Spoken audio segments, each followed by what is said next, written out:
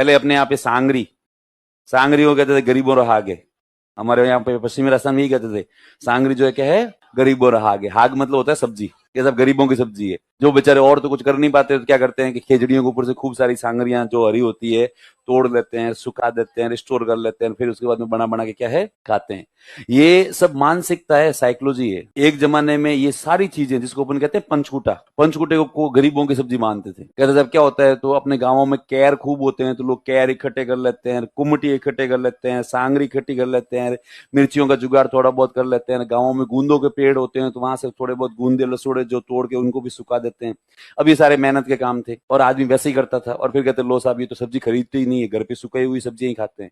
वर्तमान में पंचकूटे की सब्जी बहुत महंगी हो गई है, अब लोगों के पास में समय नहीं है। अब अपने को जयपुर में खरीदने जाओ तो आजकल सब मेरे साथ सब्जियां जो 3-3, 4-4, 5-5 हजार रुपए किलोग्राम में, और एक छोटी मोटी घोषणा होती है उनके दाम स्पीड से बढ़ जाते हैं। अभी कुछ दिनों पहले तक सांगरी को जीआई टैग नहीं था, फिर एकदम से जीआई टैग मिला और जीआई टैग मिलते ही सांगरी की रेट 2.5 से 3 गुना बढ़ गई। क्योंकि चीजों को जैसे टैग मिलता है तो टैग मिलने के बाद में अब जो एक महाराष्ट्र में बैठा हुआ आदमी जहां पर खेजड़ी कम होती है वो भी देखेगा यार ऐसी क्या खास चीज है सांगरी के अंदर कि जीआई टैग दिया गया है उसको, तो वो भी डिमांड करेगा मैं भी खाऊंगा। तो इससे डिमांड बढ़ेगी, डिमांड बढ़ेगी तो ऑटोमेटिक इनके दाम बढ़ जाएंगे।